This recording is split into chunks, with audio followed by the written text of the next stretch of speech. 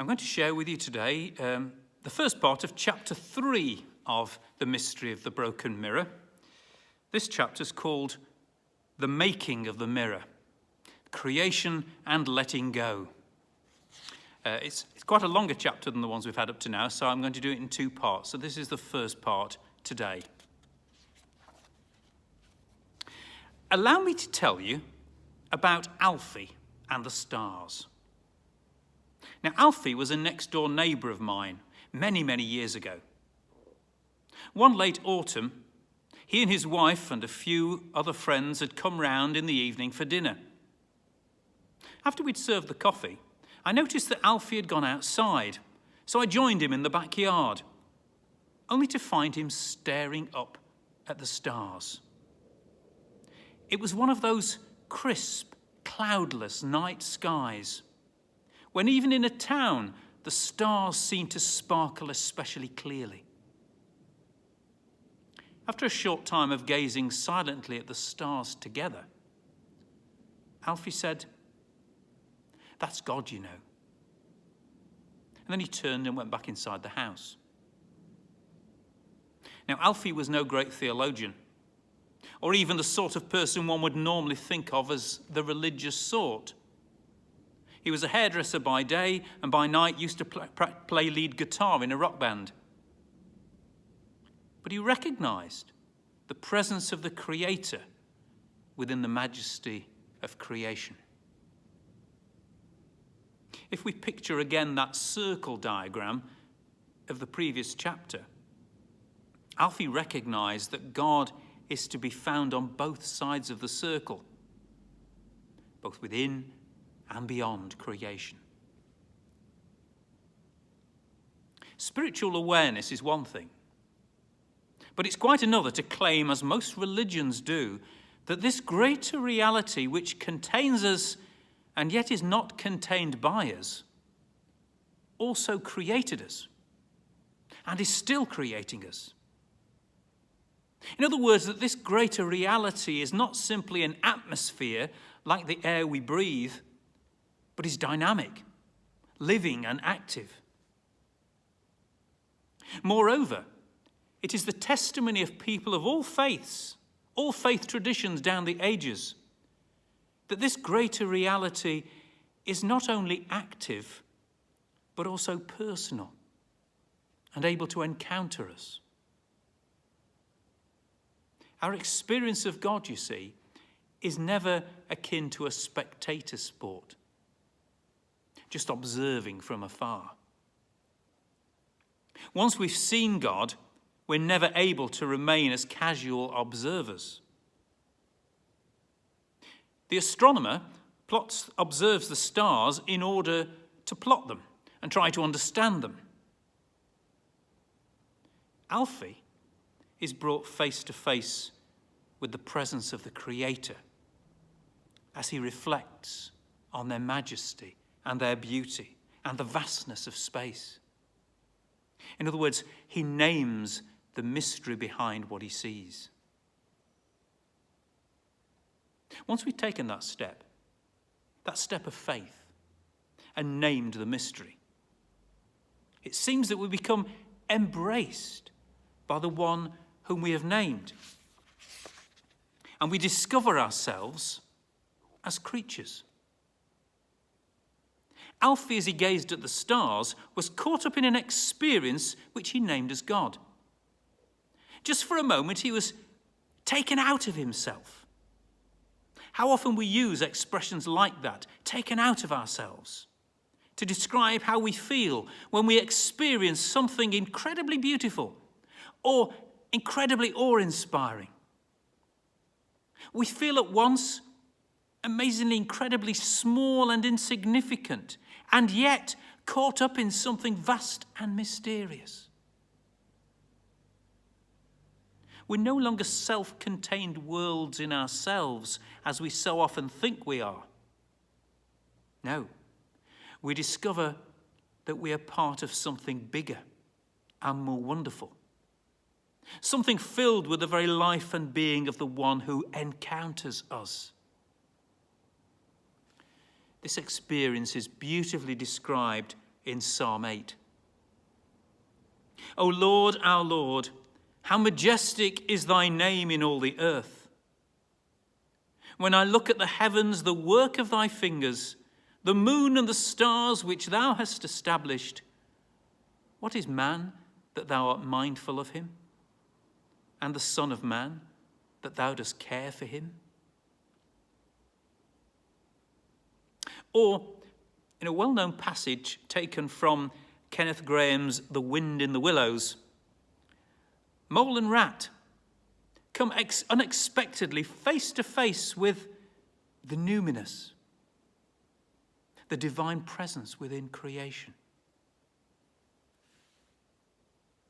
Suddenly, the mole felt a great awe fall upon him, an awe that turned his muscles to water, bowed his head, and rooted his feet to the ground. It was no panic terror. Indeed, he felt wonderfully at peace and happy. But it was an awe that smote and held him, and without seeing, he knew it could only mean that some august presence was very, very near. Rat, he found breath to whisper, shaking. Are you afraid? Afraid? Murmured the rat, his eyes shining with unutterable love. Afraid? Of him? Oh, never, never. And yet, oh mole, I am afraid. Then the two animals, crouching to the earth, bowed their heads and did worship. Those fictional characters, Mole and Rat, like Alfie and the vast majority of human beings down the ages, experience themselves as creatures. In other words, we define ourselves in relationship to another who is beyond us and before us.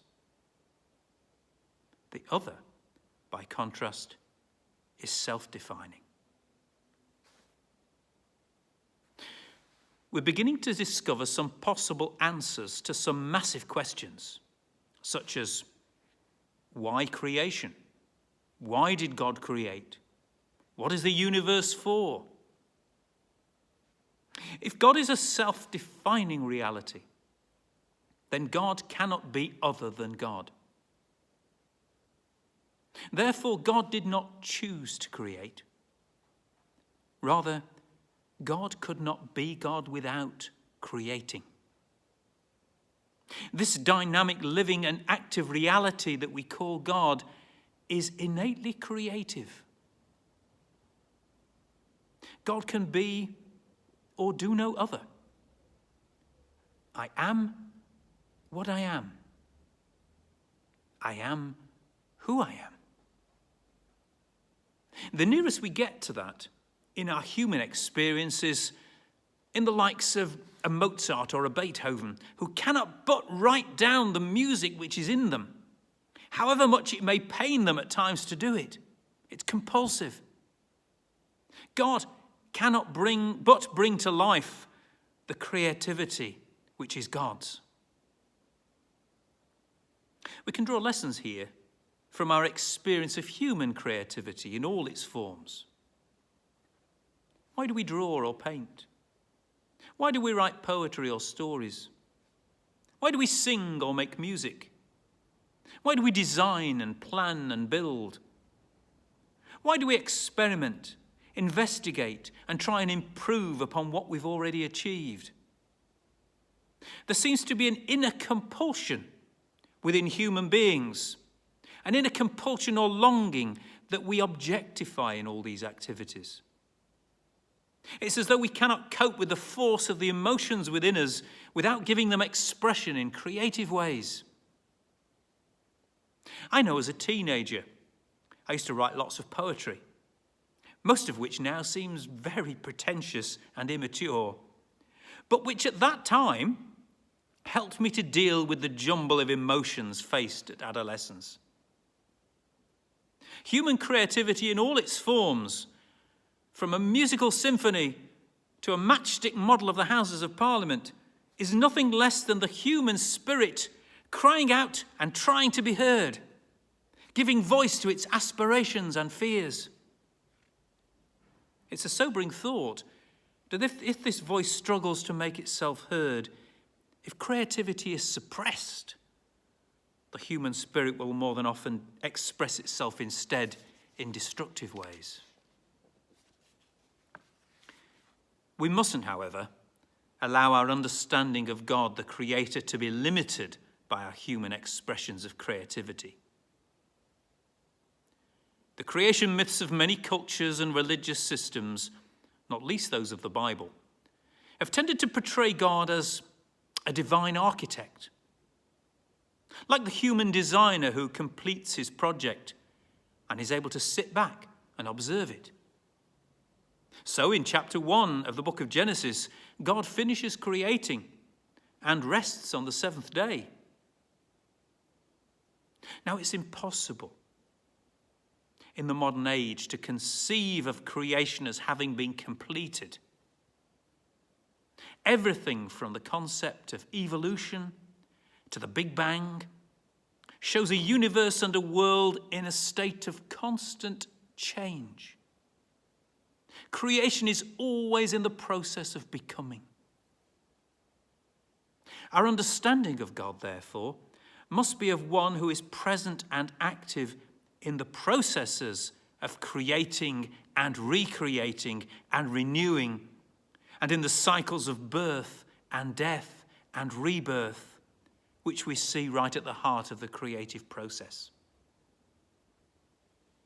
If the spring flowers and the newly hatched chicks are celebrated as signs of new life at Easter time, why not look into the wider creation and celebrate the exploding supernova out of which new stars and planets are born?